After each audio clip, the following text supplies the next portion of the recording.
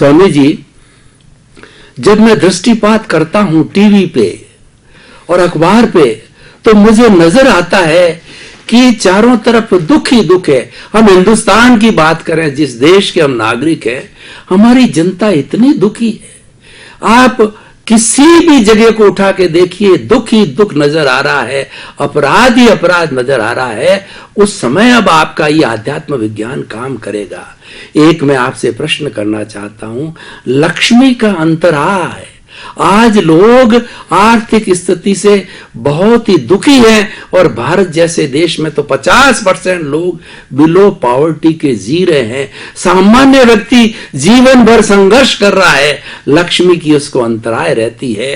हालांकि भाग्य की बात है ये, लेकिन फिर भी वो किस तरीके से अंतराय रहते हुए भी आध्यात्म विज्ञान का पालन कर शांति का अनुभव कर सकें, कृपया हमें उपदेश दीजिए। प्रश्न के लिए धन्यवाद। जय सच्चिदानंद। पहली बात तो यह है कि भारतवर्ष के अंदर सदियों से यहाँ दूध की नदियाँ बहती थी और सोने की चिड़िया भारत देश को, हिंदुस्तान को बोलते थे। और बीच में ऐसा समय आया ताकि हमारे जो लीडर थे, चाहे इसको राजा कहो, चाहे इसको प्रधान कहो, चाहे उसको प्रधानमंत्री कहो, प्राइम मिनिस्टर कहो, जो भी कहो, के नीचे चीफ मिनिस्टर कहो, जो भी हमारे सरकारी कर्मचारी कहो और बिजनेस वाले भी कहो, सबकी जो नीयत थी वो नीयत अनीति की थी। और अनीति के कारण लक्ष्मी नीति से आती है और नीति वाली लक्ष्मी ही सुख और शांति प्रदान करती है। अनीति की लक्ष्मी नहीं ज्यादा टिकती है और वो न कभी शांति देती है और समाधान देती है। ये कुदरत का कानून है। आपकी दृष्टि में ही अनीति है, मगर पुण्य से अगर आपने लक्ष्मी प्राप्त भी कर लिया अनीति से, मगर फिर भी ध्यान रखो, आपको न शांति मिलेगी और न ही समाधान मिलेगा। और जैसी आएगी अनीति की लक्ष्मी, वैसे ही फास्ट चली जाएगी। वो दुख देके जाएंगी, दर्द देके जाएंगी, डिसीज लेके देके जाएंगी, कोर्ट कचहरी आपको देके जाएंगी, झगड़ा करवाएंगी, पति पत्नी, भाई बहन, भाई भाई, पार्टनर पार्टनर, सबके पास झगड़ा करवाएंगे, क्योंकि ये लक्ष्मी अनीति की है। अनीति की लक्ष्मी कभी डाइजेस्ट नहीं होती है, न सुख देती है, न शांति देती है और न ही समाधान देती है। मगर धीरे धीरे हमारे सब भारत देश के भारतवासियों का ये पुण्य है कि आज हमको ऐसे प्रधानमंत्री नरेंद्र मोदी के रूप में जो मिले हैं, जो बहुत पवित्र आदमी है, नीतिवान आदमी है और सिर्फ देश के लोगों के भलाई के लिए ही सोचता है। वो साफ बोलता है, मैं सत्ता के लिए न पैदा हुआ हूं और न सत्ता के लिए मैं जी रहा हूं। मेरा एक ही मकसद है, कैसे भी करके मैं लोगों की भलाई कैसे करूं, उनके लिए ज़्यादा से ज़्यादा सोचूं, उनके लिए ही मेरा जीवन रहे। तो आज 16 घंटा 18 घंटा वो देश के लिए, देश के लोगों के लिए, देश की भलाई के लिए वो काम कर रहा है। और मैं समझता हूँ इसका 5-6 साल से वो रूल कर रहे देश में प्रधानमंत्री के रूप में, तो उन्होंने बहुत कुछ अच्छा काम किया है और उसका फल भी हम सब देख रहे हैं। और पूरा विश्व इनको सलाम करता है कि ये भी एक कोई पावरफुल व्यक्ति है, ये कोई ऑर्डिनरी व्यक्ति या गरीब देश का प्रधानमंत्री नहीं है। पहले ज़माने में हमारे प्रधानमंत्री की कोई वैल्यू नहीं होती थी। आज हमारे मोदी साहब जहाँ भी जाते हैं, हमारे एनआरआई और विदेश के लोग भी उसको रिस्पेक्ट करते हैं और दुनिया उसको नोट करते हैं कि मोदी कहाँ गया है और किसके साथ क्या बात करता है, क्योंकि उनकी हर सोच देश के लिए भी है, देशवासी के लिए भी है और विश्व के फलक पर भी उनके हर डिसीजन का इफेक्ट होता है। तो ऐसे प्रधानमंत्री जो हमको मिला है, तो मैं समझता हूँ धीरे धीरे देश का भला ही हो रहा है। और दूसरी बात, आपने जो सबका अच्छा सब्जेक्ट निकाला, लक्ष्मी, देखो लक्ष्मी हमारे देश में न लक्ष्मी की कमी है, न गोल्ड की कमी है, न सिल्वर की कमी है, न डायमंड की कमी है और न ही इंसानों की कमी है, और न ही साधु संत और सन्यासियों की कमी है। सब कुछ हमारे पास है, मगर आज लोगों की नीति भ्रष्ट हो गई है। सबको यही चाहिए कि मैं अपने स्वार्थ के लिए कैसे जीऊं, मेरे पास ज्यादा संपत्ति आ जाए, मेरे पास ज्यादा मिल्कत आ जाए, मेरे पास गोल्ड सिल्वर डायमंड ज्यादा आ जाए। ऐसी जो सोच है, मेरे ज्यादा मंदिर बन जाए, मेरी बड़ी बड़ी संस्थाएं बन जाए, ये जो सोच है, ये सोच ही इंसान और इंसानियत दोनों को गिराती है।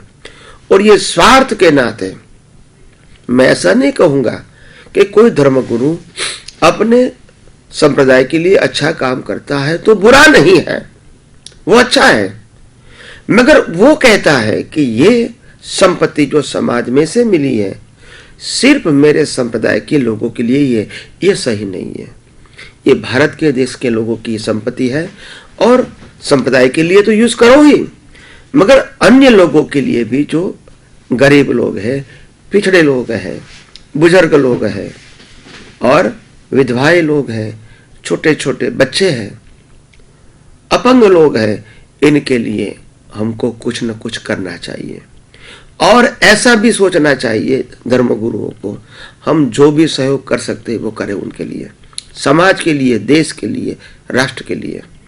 और दूसरी बात, हमारे जो बिजनेसमैन हैं, इंडस्ट्रियलिस्ट, जो बड़ी बड़ी इंडस्ट्रीज चलाते हैं, उनको भी सोचना चाहिए कि अगर हमको पैसा मिलता है हमारे पुण्य से तो उसमें हम मना नहीं करेंगे, मगर फिजिकली पैसा तो लोगों के पास से मिलता है।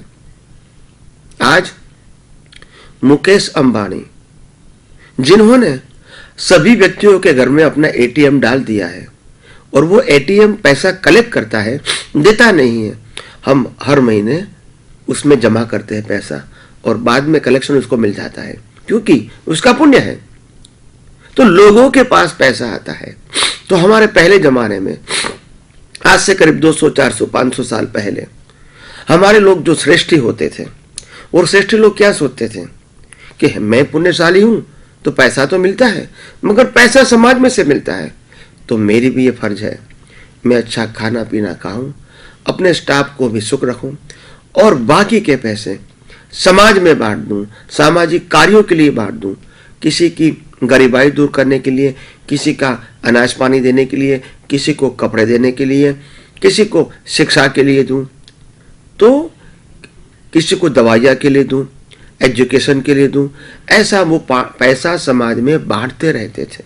इनको मालूम है कि बांटा हुआ पैसा वो इन्वेस्टमेंट है और खुद के लिए खर्च करता है वो एक्सपेंस है, यानी उसका रिवॉर्ड नेक्स्ट बर्थ में नहीं मिलता है, मगर लोगों के लिए जो खर्च करता है वो इन्वेस्टमेंट है, आगे भी आपको वो आपका एटीएम चालू रहेगा।